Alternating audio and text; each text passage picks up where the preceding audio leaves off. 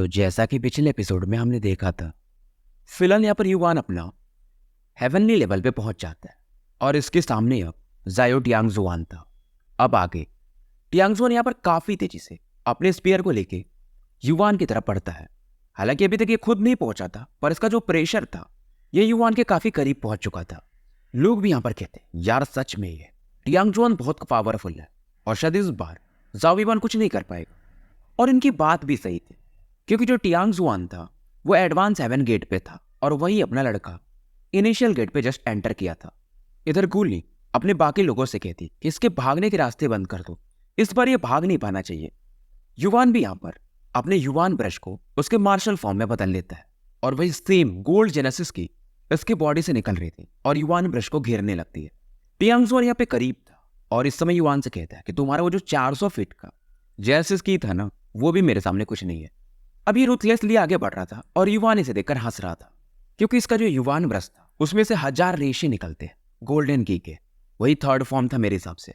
और साथ में युवान ब्रश का जो मेन टिप था सामने वाले के स्पीयर से टकराने लगता है। टियांगजुआन यहाँ पर अटैक करता है, पर एक बार ऐसा मौका आता है कि मानो युवान का जो ब्रश है इसके गर्दन के आर पार निकल जाएगा। कैसे भी इसे ब्लॉक करता है और ये हैरानी में कहता है यार इसका जेनेसिस वेपन काफी अलग है, क्योंकि इसके जो बाल थे वो अलग अलग शेप ले सकते थे। अब ये भी अपने स्पीयर पे वो मैग्मा पावर यूज करता है, पर वो जो व्हाइट हेयर्स थे कभी भी इसको ब्लॉक कर दे रहे थे। हालांकि दोनों विशियसली अटैक कर रहे थे, पर एक दूसरे के अटैक फिलहाल तक तो ब्लॉक कर ही दे रहे थे।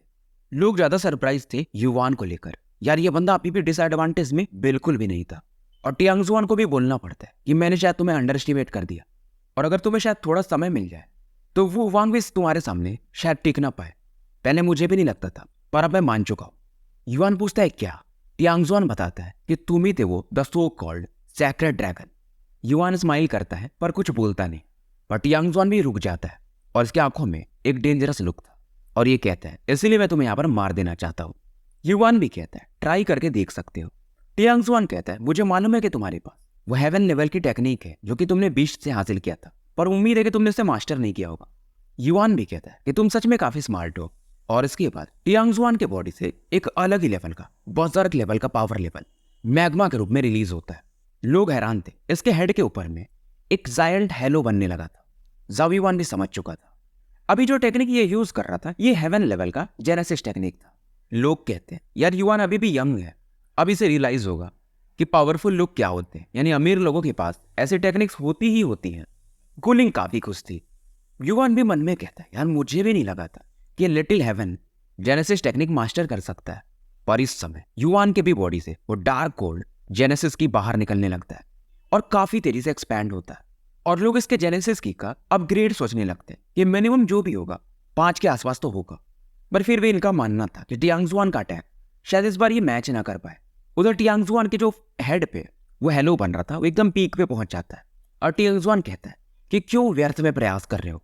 ये अपने फिंगर को आगे बढ़ाता है और बोलता है little heaven genesis technique scarlet devil will, और एक चक्का जो कि रेड फियरी कलर से सबमर्ज था युवान की तरफ बढ़ने लगता है। और जहां से भी ये गुजरता था स्पेस में डिस्टॉर्शन होने लगता था और युवान भी अपने दोनों हाथों को ऐसा जोड़ता है और बोलता है omni python, python swallows the heaven. और जैसे ये बोलता है इसका जो जेनेसिस की था एक पाइथन का शेप लेने लगता है। और इसी टेक्निक से उसने वांग कायोटियान को एक बार मारा भी था सिल्वर शैडो के पावर को यूज करके। पर उस समय से इस समय का जो पाइथन था ये काफी अलग था। उस समय का पाइथन ऐसा बस इल्यूजनरी टाइप था, हल्का हल्का शेप ले पाता था, पर इस बार वाला पहले से काफी ज्यादा कंडेंस फॉर्म में था। पाइथन भी यहाँ पर फुफकारता है और उस डिस्क की तरफ बढ़ने लगता है। लोग हैरान थे यार ऐसा कैसे हो सकता है, और पलक झपकते पाइथन वो जो रेड डिस्क था उसे डिसॉल्व कर देता है। टियांगजुआन ये तो मानो मतलब सदमे में चला गया और वही गोली इसे ऐसा लग रहा था मानो किसी भूत को इसने देख लिया हो। युवान भी हंस के कहता है कि टियांगजुआन तुम्हारी टेक्निक शायद तुमने भी फुल पावर पे मास्टर नहीं की है। टियांगजुआन पूछता भी है ये कौन सा जेनेसिस टेक्निक था, पर युवान कुछ बताता नहीं है और ये अपने जेनेसिस की को टियांगजुआन की तरफ भेज देता है। टियांगजुआन अब यहाँ पर पीछे हटने को देखता है और एक के पास जेड पेंडेंट था उसे ये बाहर निकालता है। ये भी कोई डिफेंसिव टेक्निक था जो कि इसकी बॉडी को कवर कर लेता है और अपना गोल्डन पाइथन जाकर के उस पर सीधा अटैक करता है। और इधर टियांगजुआन शील्ड भी था इसके ऊपर और ये पीछे भाग रहा था। ये काफी तेजी से पीछे हटता है, गुलिंग की कलाई को पकड़ता है और चिल्लाता है भागो यहाँ से। साथ में ये एक स्क्रॉल भी निकालता है। अभी शायद कोई टेलीपोर्टेशन टेक्निक था दोनों यहाँ से गायब हो जाते हैं। पर गायब होने से पहले हालांकि पाइथन ने इनके शील्ड को तोड़ दिया था और इसके बॉडी से 2 रेड की बाहर निकलती है और इसे ये टियांगजुआन और गुलिंग की बॉडी पे फेंक देता है। और जब तक कि टियांगजुआन यहाँ से गायब हो पाता, जाओ युआन यहाँ पर सक्सेल फोर्स यूज करता है और इसका जो यूनिवर्सल बैग था उसे अपनी तरफ खींच लेता है। फिलहाल वो दोनों गायब हो चुके थे, पर जाने से पहले टियांगजुआन भी कहता है कि जाओ युआन तुम बच तो नहीं पाओगे। तो फिलहाल ये बैटल खत्म हो चुका था। लोग हैरान थे, थूक भी इनसे इनका निगला नहीं जा रहा था। सबको मालूम था कि इस रिमेन्स में युआन का नाम अब फेमस होने वाला था। पर युआन जानता था कि उसने उनकी बॉडीज पर वो जो ड्रैगन रिजेंटमेंट पॉइजन है वो छिड़क दिया था। तो इन्हें बाद में पता ही चल जाएगा कि ड्रैगन रिजेंटमेंट पॉइजन क्या कातिल जहर है। और फिलहाल ये टियांगजुआन का जो यूनिवर्सल बैग था उसे देखने लगता है। पहला आइटम जो निकलता है वो 8 गोल्ड क्रिस्टल कार्ड था, यानी 8 क्रिस्टल कार्ड्स थे और सब में 10 लाख से ज्यादा क्रिस्टल मनी था। और ये कहता है यार सच में ये काफी रईस आदमी है। और सोचता है लुलुओ से जो मैंने शायद पैसे लिए थे अब उसे वापस लौटा सकता हूँ। जैसे कि इसमें इसे एक लाइटनिंग रॉड स्टोन मिलता है, क्योंकि इससे वो जो great wind and thunder technique सीखना था उसमें थोड़ा सा थंडर पावर चाहिए भी, तो ये उसमें काम आ सकता है। पर जो टेक्निक टियांगजुआन ने यूज किया था लास्ट में डेविल व्हील वाला, ये उसमें नहीं था। इस दौरान इसकी नजर बाकी लोगों पर जाती है और ये कहता है कि बैटल खत्म हो चुका है, क्या तुम्हें अभी भी मेरे ऊपर का इनाम चाहिए। फिलहाल जो भी लोग थे अब ये यहाँ से निकलने लगते हैं और युवान भी यहाँ पर अब आगे बढ़ने को सोचता है। पर तभी अचानक से एक सेंसेशन ये फील करता है, वो जो सेंट टैबलेट आसमान में प्रकट हुआ था वो फिलहाल हिलने लगता है और सभी की नजरें उस टेबल पर ही जाती है, टैबलेट पे ही जाती है मतलब। और उस पर पहला नाम लिख के आ चुका था, जू जाओयाओ, जिसने कि वू हुआंग से बैटल किया था और वू हुआंग को भागना पड़ा था। आपका नाम उस पर तभी लिखा जा सकता है जब आप कुछ अनएक्सपेक्टेड करो। और जू जाओ कोई और नहीं बल्कि अपनी याओ याओ है, जिसने कि अपना नाम और जेंडर बदल लिया था। लोग यही सोच रहे थे क्योंकि जायो याओ ये पहली बार इन्होंने नाम सुना था, क्योंकि वो हुआंग ये काफी फेमस था। युवान भी यहाँ पे गहरी सांस लेता है, बाकियों को पता ना हो पर ये तो जानता था ना कि जाओ याओ ही याओ याओ है। और इसे याद आता है कि याओ याओ ने कहा भी था सेंट रेमेंस डोमेन में एंटर करने से पहले कि अगर वो हुआंग मिला तो सबक तो जरूर सिखाऊंगी। और युवान यहाँ पर एक अच्छी फीलिंग फील करता है कि वो लड़की दिखाती नहीं है पर इसकी केयर कहीं ना कहीं करती थी। ये भी सोचता है कि यार उसने तो अपना नाम लिख लिया और इस टैबलेट पर अब मुझे भी अपना नाम लिखना ही पड़ेगा। पर फिलहाल ये वो जो great wind and thunder technique था उसे मास्टर करने के बारे में सोचता है। इधर सीन शिफ्ट होता है और वो हुआंग को दिखाया जाता है और इसके चेहरे का एक्सप्रेशन फिलहाल देखने के लायक था। और ये सोच रहा था यार ये जू जाओ याओ, इसे मैंने पहली बार देखा था और इसका जाओ युआन के साथ क्या रिलेशन है, क्योंकि इसने जो बैटल लड़ा था वो काफी इंटेंस था। आखिर में इसे भागना पड़ा था और अब तक इसने जितने भी बैटल लड़े थे ये सबसे टफ बैटल था। और उस बंदे के पास जेनेसिस की भी नहीं है और उसकी स्पिरिट काफी स्ट्रांग है। खास करके ये जेनेसिस रून्स पे जो परफेक्शन है वो तो बाप लेवल का है। वो अपने मन में सोचता है कि शायद वो अपने पावर को अभी भी होल्ड बैक कर रही थी और ये सोच रहा था कि मुझे तरीके ढूंढना पड़ेगा उसे एलिमिनेट करने का। इस दौरान ये कुछ फील करता है और कहता है कि तुम यहाँ पर आ ही चुके हो तो छिपने की क्या जरूरत है। और किसी डायरेक्शन में ये एक पंच अटैक दे मारता है, पर इसका जो अटैक था अचानक से वहां पर एक ब्लैकिश टाइप और आती है और उसे ब्लॉक कर देती है। वो वांग भी पूछता है कि तुम कौन हो, तुम तो कांगमन कॉन्टिनेंट में, मैंने तुम्हें देखा भी नहीं है। अब ये बंदा बोलता है मैं हूं कहाँ कांगमन कॉन्टिनेंट का, मैं डोंगजुआन कॉन्टिनेंट का हूँ, ये क्लैन का हूँ और मेरा नाम है ये मिंग। वो वांग भी हैरान था, यार डोंगजुआन कॉन्टिनेंट वाले ये यहाँ पर क्या कर रहे हैं, सेंट डोमेन्स तो हमारे कांगमन कॉन्टिनेंट का है, तुम लोग एंटर कैसे किए। अब ये बंदा जो ये मिंग था ये कहता है कि देखो यार ब्लेसिंग्स जो हैं वो हेवन से मिलती है, उस पर न तो तुम्हारा अधिकार है न तो मेरा अधिकार है, जो ज्यादा कैपेबल होगा उसे मिलेगा। अब यहाँ पर वो वांग सीरियस हो जाता है और अपने जेनेसिस की को रिलीज करने लगता है। पर ये बंदा जो था ये मिंग ये तुरंत ही बोलता है मैं तुमसे फाइट करने नहीं आया हूँ, बल्कि मैं तुम्हारा कोऑपरेशन चाहता हूँ। मैंने तुम्हारे और उस जायो याओ के बीच का बैटल देखा था। वो वांग भी थोड़ा सा थरथर आ जाता है कि इसने बैटल देखा और मुझे पता भी नहीं चला। और ये बताता है यानी ये मिंग कि तुम्हें नहीं पता चला था पर उस जायो याओ को पता था, इसीलिए उसने अपने फुल पावर को यूज भी नहीं किया था। ये मिंग भी कहता है मुझे नहीं लगा था कि कांगमन कॉन्टिनेंट में इतना पावरफुल भी कोई हो सकता है। इस दौरान ये कहता है कि मुझे पता चला कि तुम्हारा जो मॉर्टल एनिमी है जाओ युआन, इस लड़के का यानी कि जायो याओ का उसके साथ अच्छा रिलेशन है और इसी की वजह से उस लड़के ने तुमसे फाइट भी किया था, पर अगर हम साथ में काम करें तो इसे एलिमिनेट कर सकते हैं। वो वांग कहता है कि तुम कुछ भी कहो पर वो जो जाओ याओ है शायद उसे हम हरा तो सकते हैं पर एलिमिनेट नहीं कर पाएंगे मिल के भी। ये मिंग स्माइल करता है कि चलो हम 2 नहीं हरा पाएंगे और 4 जोड़ दे तो और जैसे ही येमिंग बोलता है, इसके बगल में 4 और लोग प्रकट होते हैं और वो वांग इनके औरास को फील करके हैरान था, क्योंकि इन चारों की ओर ब्लाइंड स्वॉर्ड ली चुन से बिल्कुल भी कम नहीं थी। वो वांग भी कहता है शायद ये काफी होगा, क्योंकि अगर जायो याओ कितना भी पावरफुल हो, 5-6 लोगों के सामने ये नहीं टिक पाएगा। पर ये मिंग तुरंत ही कहता है, वैसे तो हम कोऑपरेट कर रहे हैं, पर मुझे कुछ चीजों में तुम्हारी मदद चाहिए होगी। वो वांग में पूछता है किस चीज में। अब ये मिंग भी कहता है कि वो स्टोन टैबलेट पे, उस पे हमारे भी लोग अपना नाम लिखना चाहते हैं। वो वांग कहता है ठीक है, मैं लीड तो कर सकता हूँ, पर यहाँ पर इतने ईजी लोग भी नहीं है। ये मिंग कहता है तुम उसके बारे में टेंशन मत लो। इस दौरान ये कहता भी है, तुम्हें ऐसा नहीं लगता है कि टॉप प्लेसेस हम लोग ले सकते हैं, डोंगजुआन कॉन्टिनेंट वाले। वो वांग कहता है मुझे उससे क्या फर्क पड़ता है। ये मिंग यहाँ पर हंसने लगता है। इधर समय बीतता है, 7 दिन निकल चुके थे युवान और टियांगजुआन के बैटल को हुए और ये जो न्यूज था चारों तरफ फैल चुका था। पर जो याओ याओ वाला बैटल था वो ज्यादा फेमस था, क्योंकि वो युवान को हराना मजाक नहीं था। फिलहाल युवान यहाँ पर एक बंजर जमीन की तरफ बढ़ चुका था, जो कि माउंटेन के बीच में था, और यहाँ पर ऊपर में थोड़े बिजली वगैरह भी कड़क रहे थे। और यहाँ पर ही वो जो great wind and thunder technique था उसे मास्टर कर चुका था।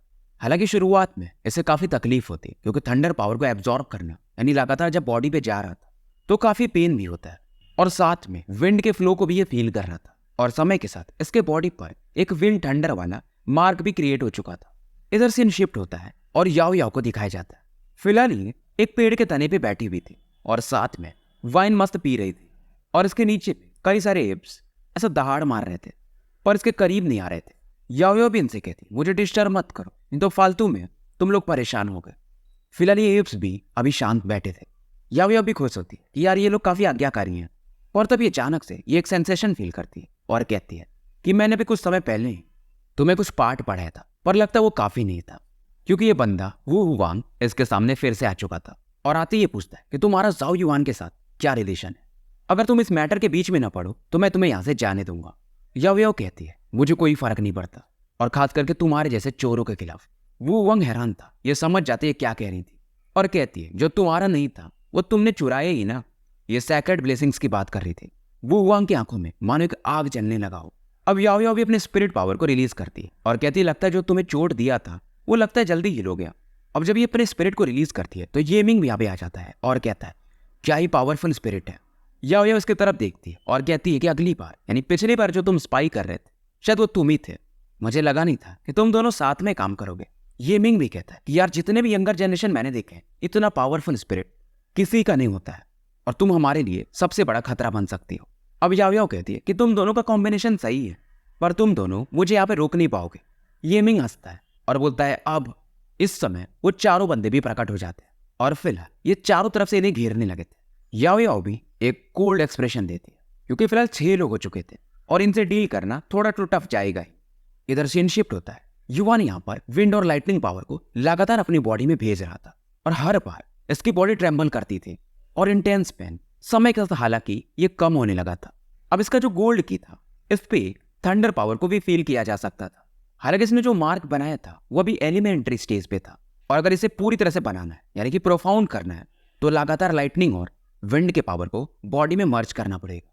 और फिलहाल ये अपनी आंखें खोलता है और एक lightning ball type attack space में करके देखता है। इसका डिस्ट्रक्टिव पावर इनसेन था और पहले से काफी खुश था कि चलो कुछ तो अच्छा मिला। अब युवान यहाँ पे काफी खुश था, पर इस दौरान ये सेन टैबलेट में फिर से एक हरकत फील करता है। इससे मालूम था शायद कोई बैटल चल रहा होगा, तभी इसमें फ्लक्चुएशन हो रहा है। और इस बार यहाँ पर एक नाम आ चुका था जाओ युवान, और दूसरा नाम ये मिंग।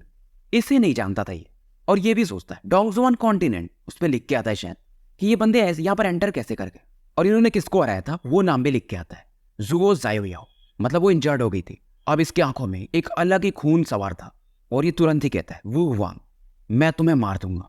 पर फिलहाल ये खुद को शांत करता है, क्योंकि इसे मालूम था ये मिंग अगर मिलके लड़ा है तो वो भी कम पावरफुल नहीं होगा, और क्योंकि याओ याओ वो जेनेसिस की यूज नहीं कर सकती है, और अगर कोई इसके क्लोज पहुंच जाए तभी उसको वो इंजर्ड कर सकता है, नहीं तो अगर दूर से बैटल हो लॉन्ग रेंज तो असंभव था। और फिलहाल ये सोचता कि याओ याओ को जल्दी ढूंढना पड़ेगा। मास्टर कांग युआन इन्हें कि हम मास्टर हे भी कहते हैं, उनसे इन्होंने वादा जो किया था कि कुछ भी हो जाए याओ याओ को ये इंजर्ड नहीं होने देगा। बाकी लोगों को भी ये इन्फॉर्मेशन दिख चुका था, और लोग कहते भी है यार ये वो वांग ये सेमलिश बंदा है, डोंगजुआन कॉन्टिनेंट के साथ मिलकर के इसने जाओ जाओ याओ को इंजर्ड किया है। कुछ तो लोग ये भी कहते हैं अगर वो मिल जाए ना तो मैं उसके मुंह पे थूकूं कि दूसरे कॉन्टिनेंट के साथ मिलकर के अपने ही लोगों को टारगेट कर रहे हो। अब इधर माउंटेन वाले एरिया को दिखाया जाता है जहां पर वू वांग और ये मिंग खड़े थे और फिलहाल ये पूरे माउंटेन को स्कैन कर रहे थे। इनके साथ में 4 और लोग थे और ये भी कहते हैं यार वो मिल नहीं रहा है। और ये दोनों कहते हैं यार उसे ढूंढना पड़ेगा, हम भी इंजर्ड हैं और उसे कैसे भी करके बस इंजर्ड कर पाए। और ये कहते हैं क्योंकि हमारी बॉडी में जेनेसिस की है तो हम जल्दी रिकवर कर जाएंगे। और वो जायो याओ उसकी बॉडी काफ़ी वीक है क्योंकि जेनेसिस की नहीं है, तो अभी उसे हराना ज़्यादा ईजी होगा, यानी मार देना। ये मिंग के चेहरे पर एक स्माइल था। फिलहाल ये अपने आसपास एक वॉर्टेक्स बनाता है और इसकी ऑरा चारों तरफ फैलने लगती है और जहाँ पे जेनेसिस की कम था वहां पर ये सर्च करता है और फाइनली बोलता है कि मिल गई। इसकी कोई सीक्रेट टेक्निक थी लोगों को ढूंढने की। इस समय इसकी आंखों से भी हल्का सा ब्लड आ रहा था, शायद इस पावर को यूज करने का ये तरीका था। ये आगे बढ़ता है और वो वांग वगैरह इसे फॉलो करते हैं। इधर याओ याओ को दिखाया जाता है। फिलहाल ये काफी वीक दिख रही थी पर इसके चेहरे पर बिल्कुल भी शिकन नहीं था। इसे पता चल चुका था कि इन लोगों ने इसे फिर से ढूंढ लिया। फिर से एक स्क्रॉल निकालती है और अपने बॉडी को चारों तरफ से घेर लेती है। पर जो भी बंदा था वो यानी ये मिंग इस दौरान इस पर एक पावरफुल अटैक लॉन्च कर चुका था। हालांकि याओ याओ इस अटैक से बच जाती है पर इसके सामने फिर से वो 6 लोग आ चुके थे और ये मिंग कहता है कि जाओ याओ तुम ज्यादा देर तक नहीं टिक पाओगे तो गिव अप कर दो। पर याओ याओ फिर से एक स्क्रॉल निकालती है और उसे टॉन कर देती है। और फिलहाल ये जो टेक्निक था इसके आसपास का जो स्पेस था वो डिस्टॉर्ट होने लगता है और ये फिर से 1000 फीट दूर जाके प्रकट होती है। वो वांग और ये मिंग कहते हैं यार ये कौन है भाई, टेलीपोर्टेशन टेक्निक्स भी इसने मास्टर कर रखे हैं। ऐसा टैलेंट जेनेसिस रून्स में मैंने कभी देखा ही नहीं। पर ये मिंग कहते हैं कुछ भी हो जाए ये भागना नहीं चाहिए। आधा दिन बीत चुका था, ये दोनों पीछा कर रहे थे और याओ याओ ये लगातार भाग रही थी। पर इस समय ये धीरे धीरे वीक होते जाती है और इसकी आंखों में एक वो आइसी पावर जाग रहा था और इसके आईब्रोज के बीच में वो जो एंशिएंट रून था वो फिर से चमकने लगा था। अब इसका जो पेशेंस था वो खत्म हो चुका था भागने के सिवा। अब ये रुक जाती है। वो वांग और ये मिंग काफी खुश थे कि अब मौका आ चुका है, इसको मालूम है कि ये भाग नहीं पाएगा। और वो वांग कहता है मतलब अब तुमने अपनी तकदीर को स्वीकार कर लिया है। याओ याओ इनकी तरफ देखती है और कहती है तुम्हें क्या लग रहा है, तुम अपने एबिलिटी के दम पे इतने समय तक जिंदा हो। मैंने जाओ युआन को प्रॉमिस किया था कि मैं तुम्हें मारूंगी नहीं तो तुम। वो वांग हैरान था कि मरने के समय भी इतनी बड़ी बड़ी बातें। अब याओ याओ के जो बाल थे वो बड़े होने शुरू हो जाते हैं और ये कहती है कि मैंने जो युआन से प्रॉमिस किया था अब शायद मुझे वो तोड़ना पड़ेगा। और इसके जो आईब्रोज के बीच में एंशिएंट रून था वो चमकने लगता है। ये मिंग चिल्लाता है कुछ तो गड़बड़ है, इसे जल्दी मारो। अब सभी अपने अपने पावरफुल अटैक याओ याओ की तरफ बढ़ा देते हैं। याओ याओ फिलहाल अपने फिंगर को इसके आईब्रोज के बीच में जो पावर चमक रहा था उसकी तरफ बढ़ा रही थी। तभी अचानक से एक बंदा प्रकट होता है और इसे रोक कर यहां से इसे उठा के ले जाने लगता है। अब ये मूवमेंट इतना फास्ट हुआ था क्योंकि ग्रीन लाइट आसपास चमकी, इन्हें कुछ दिखता नहीं है। और ये भी कहते हैं यार ये कौन था, क्योंकि वो जो ग्रीन लाइट की स्पीड थी वो कुछ ज्यादा ही थी। ये मिंग कहता है उसका स्ट्रेंथ ज्यादा नहीं था, ठीक ठाक ही था, पर स्पीड भाई गजब की थी। और वो हुआ इस समय ये कहता है, फिलहाल इसका चेहरा अगली था कि वो जाओ क्यू किंग यू थी, यानी वो लड़की जो कि अपने याओ याओ को पसंद करती थी। फिलहाल किंग यू याओ याओ को काफी दूर लेके आ चुकी थी और इसने ब्लैक ड्रेस पहने थे। और किंग यू कहती ये देखा मैंने तुमको बचा लिया। याओ याओ फिलहाल एक चट्टान पे बैठी थी और उसका एक्सप्रेशन अभी भी कोल्ड था। और उसके बाद ये बोलती कि किंग यू अगर तुम नहीं आती तो वो सभी मारे गए होते। किंग यू चौंक जाती है पर फिलहाल इसे याओ याओ एक्सप्लेन भी नहीं करती, पर फिर भी इसे थैंक्स बोलती है क्योंकि जो पावर ये रिलीज करने वाली थी इसके आईब्रोज के बीच में से वो काफी था उन 6 को मारने के लिए। बस ये अपने सील को नहीं तोड़ना चाहती थी और वो अच्छा भी हुआ कि किंग यू की वजह से इसने ऐसा किया नहीं। और फिलहाल किंग यू कहती कि तुम इंजर्ड हो, यानी शोल्डर वगैरह को देखकर क्या मैं तुम्हारी हेल्प करूं। याओ याओ मन ही मन हंस रही थी कि इसे अभी भी लग रहा है कि मैं लड़का हूं। और ये फाइनली बोलती भी है कि किंग यू मेरे बारे में ऐसा मत सोचा करो। किंग यू पूछती ऐसा क्यों, क्या मैं सही नहीं हूं तुम्हारे लिए। इधर याओ याओ इसके बॉडी पर एक पावर चमकता और फाइनली एक वुमेन में बदल जाती। और किंग यू जब इसे देखती है तो इसके मुंह खुले के खुले रह जाते हैं। ये अपने को काफी सुंदर समझती थी पर सामने वाले को देखकर इसे समझ में आता है कि इस लड़की की सुंदरता शायद अनपैरेलल्ड है, मतलब कोई बराबरी कर ही नहीं सकता। अब याओ याओ इसे बताती मैं ज्यादा ट्रबल क्रिएट नहीं करना चाहती थी, इसलिए मैंने अपने फेस को यानी अपनी बॉडी को बदल लिया था। अब तुम्हें समझ में आया कि मैं तुम्हें क्यों मना कर रही थी। और किंग यू कहती यार मतलब मेरा पहला प्यार यह अभी चला गया। और किंग यू इस समय गुस्सा हो चुकी थी कि तुम डेविल हो, तुमने मेरा पहला प्यार मेरे इमोशन को ही खत्म कर दिया। याओ याओ कहती है ठीक है मैं तुम्हें बदले में जाओ युआन को दे दूंगी। किंग यू कहती है वो तो मुझे भी नहीं हरा सकता और मुझे मेरे से वीक बंदा नहीं चाहिए। फिलहाल ये इसे शांत करती है और किंग यू से कहती है कि मेरे जो जख्म है उस पर मरहम लगा दो। फिर भी जो किंग यू थी ये इसको देखकर हैरान थी कि अगर कोई लड़का होता तो शायद वो खून उसके नाकों से बाहर आने लगता। इस दौरान याओ याओ पूछती है कि क्या वो लोग अभी नहीं आएंगे। किंग यू कहती है टेंशन मतलब 1-on-1 फाइट में शायद मैं वो वांग को ना हरा पाऊँ, पर मेरी स्पीड के सामने वो कुछ भी नहीं है। और याओ याओ कहती है ठीक है कुछ दिन का वेट करो, मैं उन्हें मजा चखाती। इधर काफी दूर में ये मिंग वगैरह को दिखाया जाता है जिनका एक्सप्रेशन इस समय अगली था। ये ढूंढ रहे थे पर अभी तक याओ याओ इन्हें मिलती नहीं। फिलहाल ये मिंग कहता है वो सब छोड़ो, हमारे जो 4 बंदे हैं उन्हें भी अपने स्टैंड टैबलेट पर नाम लिखना है। और ये मिंग इधर डिसाइड कर चुका था कि हमारा डोंगजुआन कॉन्टिनेंट, ये जो कांगमांग कॉन्टिनेंट के बंदे यानी जो जीनियस हैं, एक एक करके उन्हें हराएगा। फिर उनका जो मोरल है वो पूरी तरह से डाउन हो जाएगा। वो वहां का ये मानना था कि शायद ये चारों जो हैं वो कांगमांग कॉन्टिनेंट के जो जीनियसेस हैं उन्हें शायद ना हरा पाए। इधर प्रिंस युआन को दिखाया जाता है। ये काफी तेजी से इन्फॉर्मेशन पूछते पूछते याओ याओ की तरफ बढ़ रहा था, पर इसे मालूम था कि ये जो डोमेन है काफी बड़ा है, ऐसे तो नहीं ढूंढ पाऊंगा। और इसे गोल्ड पॉन्ड के बारे में पता चलता है, तो फिलहाल ये उस तरफ बढ़ रहा था क्योंकि वहां पर शायद बहुत सारे लोग हो सकते हैं और मे भी वहां पर याओ याओ के बारे में शायद इन्फॉर्मेशन मिल जाए। आधा दिन और निकल जाता है और फिलहाल युवान यहाँ पर एक फॉरेस्ट में था और इसके ऊपर से बहुत सारे लोग यहाँ पर उड़ते हुए जा रहे थे और ये भी शांति से इन्हें फॉलो करता है। कुछ लोगों से इसकी बात भी होती है और वो लोग बताते हैं कि वो वांग वगैरह वो किसी को चेज कर रहे थे, हम उस दौरान उधर से गुजर रहे थे, ज्यादा हमें नहीं पता। युवान यहाँ पे आगे बढ़ रहा था, तभी सामने में थोड़ी दूर में एक फिगर प्रकट होता है और इस फिगर से एक डार्क और आइसी ऑरा को फील किया जा सकता था। युवान इसे देखता है और वापस लौटने लगता है यानी दूसरे डायरेक्शन में, पर वो जो भी था उसका जो पावरफुल ऑरा था वो युवान की तरफ बढ़ता है। युवान यहाँ पर एक पंच अटैक से उस अटैक को डिसॉल्व कर देता है, पर वो जो ग्रे ऑरा था वो काफी पावरफुल था। वो अभी भी युवान की बॉडी में एंटर करना चाहता था, पर एक रेड की बाहर निकलती है और उसे डिसॉल्व कर देती है। जाओ युवान उस बंदे की तरफ देखता है और पूछता है कि तुम कौन हो, क्योंकि शायद इस बंदे से ये कभी मिला भी नहीं था। अब ये बंदा ये अपना नाम बताता है कि मैं यामा सेक्ट का ज़ेनजू हूँ। ज़ेनजू नाम मतलब काफी वीक होता है, क्योंकि बंदा दिखने में भी काफी वीक दिख रहा था। और जाओ युवान भी कहता है हाँ यार तुम्हें नरिशमेंट की जरूरत है। फिर ये बोलता है मजाक कर रहा हूँ। और युवान कहता है यामा किंग यानी लिटिल यामा किंग, अब मुझे क्यों रोक रहे हो, हमारे बीच में तो कोई दुश्मनी भी नहीं। इसके बातों से समझ जाता है कि शायद टियांगजू ने इसे भेजा है। अब युवान इससे पूछता है कि तुमने मुझे ढूंढा कैसे। अब ज़ेनजू बोलता है कि तुम्हारे पास किसी और का यूनिवर्सल बैग है, तो उसी की मदद से। और ज़ेनजू बताता है कि टियांगजुआन वो तुम्हारे ब्लड पॉइजन की वजह से लगभग अधमरा सा हो चुका था, इसलिए मैं तुम्हें लेने आया हूं ताकि उसके अंदर के पॉइजन को न्यूट्रलाइज कर दो। युवान भी कहता है उसमें गलती उसकी है। ज़ेनजू बोलता है देखो मुझे बाकी से मतलब नहीं, बस उसका प्रॉब्लम सॉल्व कर दो, मेरा डेप्ट पूरा हो जाएगा। युवान बोलता है मुझे फर्क नहीं पड़ता। ज़ेनजू बोलता है फिर ठीक है मैं तुम्हें कैप्चर कर लूंगा। और ये काफी तेजी से युवान की तरफ बढ़ता है। अब युवान जब इसे देखता है तो ये भी अपने 5 फिंगर को मोड़ता है, एक मुक्के में बनाता है, डार्क गोल्ड की को यूज करता है और इसकी तरफ एक अटैक बढ़ा देता है। सामने वाले का पाम अटैक और इसका फिस्ट अटैक दोनों एक दूसरे से टकराते हैं।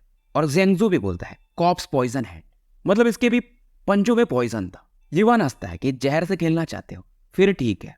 और ये भी अपने ड्रैगन रिजेंटमेंट पॉइजन को रिलीज करता है और उसके अंदर से एक ड्रैगन पावर को भी फील किया जा सकता था। ज़ेनजू समझ जाता है इसका जो पॉइजन था वो सप्रेस होने लगता है। फिलहाल ये अपने आप को अपने ग्रेस की से घेर लेता है। दोनों के अटैक की वजह से दोनों कुछ कदम पीछे फेंक दिए जाते हैं, पर इस दौरान ये एक आइसी ऑरा और फील करता है जो कि इसकी तरफ बढ़ रहा था। फिलहाल ये अपने कॉप्स बोन फिंगर से उस अटैक को ब्लॉक कर देता है। इस दौरान एक लड़की की एंट्री होती है और ये थी लुलुओ, जिसके चेहरे पर एक स्माइल था। लुलुओ आते ही कहती है यार तुम हमेशा अनलकी रहते हो और बैटल में फंसे ही रहते हो। और ये भी यहाँ पर उस गोल्डन पूल के लिए आई थी। ज़ेनजू जानता था कि लुलुओ के होते हुए अब शायद ये जाओ युवान को पकड़ ना पाए, क्योंकि दोनों भी काफी पावरफुल है। ज़ेनजू जानता था कि यार ये लड़की सन की है और फिलहाल इसे वापस लौटना पड़ता है। लुलुओ भी हैरान थी कि यार ये ऐसे कैसे लौटने लगा। लुलुओ कहती है कि इसे क्यों ना मिलके हरा दिया जाए, पर जाओ युवान कहता है क्या मतलब है, और वैसे भी हमारी इससे कोई दुश्मनी नहीं है। और ये बताती भी है कि हाँ वैसे इसको मारना काफी टफ है, इसकी जो बॉडी है खास करके बोन्स इसने अलग ही प्रोसेस से रिफाइन किया है और ये अल्फा लेवल के बंदे को भी मार चुका है, हालांकि ये इंजर्ड हुआ था। अब इस दौरान युवान इससे याओ याओ की न्यूज के बारे में पूछता है। इसको भी उतना ही पता था। ये बताती कि वो हुआंग वो कुछ और लोगों के साथ काम कर रहा है जो कि डोंगजुआन कॉन्टिनेंट के हैं, पर मुझे ये भी पता चला कि किंग यू ने उसका हेल्प किया था, तो फिलहाल वो दोनों सेफ होंगे। उसके स्पीड के सामने वो हुआंग भी नहीं टिक सकता, क्योंकि जो किंग यू की टेक्निक है वो हेवन जेनेसिस टेक्निक है, वो भी मूवमेंट लेवल की। हालांकि वो इनकम्प्लीट है, फिर भी उसकी स्पीड नॉर्मल लोगों से ज्यादा है। पर युवान एक चीज जानता था कि अगर याओ याओ को गुस्सा आया तो शायद वो हुआंग भी शायद ना बचे, पर कुछ भी हो इसे उसे ढूंढना तो पड़ेगा। ये आगे बढ़ने लगता है, पर लुलु वो फिलहाल इसे रोकती है कि यार सेंट डोमेन काफी बड़ा है, कैसे ढूंढोगे, और इस चक्कर में जो तुम्हें मिल सकता है इनहेरिटेंस में वो भी लूज कर दोगे। युवान कहता फर्क नहीं पड़ता, अगर ब्लेसिंग्स है तो अगर फेट होगा तो मिल ही जाएगा। अब लुलु वो सोचती है और कहती है मेरे पास एक अच्छा आइडिया है, अगर आप कुछ बड़ा करें तो याओ याओ को वैसे भी पता चल ही जाएगा। युवान भी सोचता है यार इसकी बात में लॉजिक तो है, और वैसे भी लुलुओं को यहाँ पर एक हेल्पर चाहिए था इस गोल्ड पॉन्ड के लिए, क्योंकि गोल्ड पॉन्ड से बॉडी को स्ट्रेंथ मिलता है और ये स्पिरिट को और जेनेसिस की को भी टेम्पर कर सकता है। इवन ब्लड लाइन को उसके एंसेस्टर लेवल पे लेके जा सकता है, यानी ब्लड लाइन को भी स्ट्रॉन्ग कर सकता है। यानी ये चीज ज्यादातर जेनेसिस बीस्ट के लिए अच्छा था, जैसे कि वो जो फ्रॉस्ट है इसके पास, उसकी फिनिक्स ब्लड लाइन में भी अवकन हो सकती है। अब ये भी सोचता है क्या मेरे जो पाइथन स्किल्स हैं क्या ये इवॉल्व होकर के पर्पल कलर में बदल सकते हैं, यानी लेवल 3 पे जा सकते हैं। और अगर ऐसा हो गया तो अगर अल्फा लेवल का भी एक्सपर्ट होगा तो इसके डिफेंसेस को नहीं तोड़ पाएगा। और ये बताती है कि वहां पर जाना थोड़ा सा टफ है, कि वहां के आसपास ग्रेड 4 के कई सारे बीस्ट हैं। मैं कई बार ट्राई की पर ये बीस्ट मिल नहीं जाते और झुंड में है तो ज्यादा तकलीफ है। ये लोग भी सोचते हैं यार ग्रेड 4 के बीस्ट एक ही जगह इतने सारे क्या कर रहे हैं। अब युवान कहता है लेकिन तुम तो बीस्ट से बात कर सकती हो ना, तूने बात नहीं किया। लुलु वो कहती तुम बात सही कह रहे हो, पर ये वाले जो बीस्ट हैं मैं इनसे ट्राई करके भी कम्युनिकेट नहीं कर पा रही हूँ। पर मुझे जो बाहर के बीस्ट हैं यानी यहाँ के लोकेशन से बाहर के, उनसे कुछ इन्फॉर्मेशन मिला था कि ये जो सभी बीस्ट हैं इनका एक अलग बॉस है और इसी बॉस ने इनको यहाँ पे बुलाया है। तो स्टोरी को यहीं पे समाप्त करते हैं और मिलते हैं फिर कल एक नए वीडियो के साथ।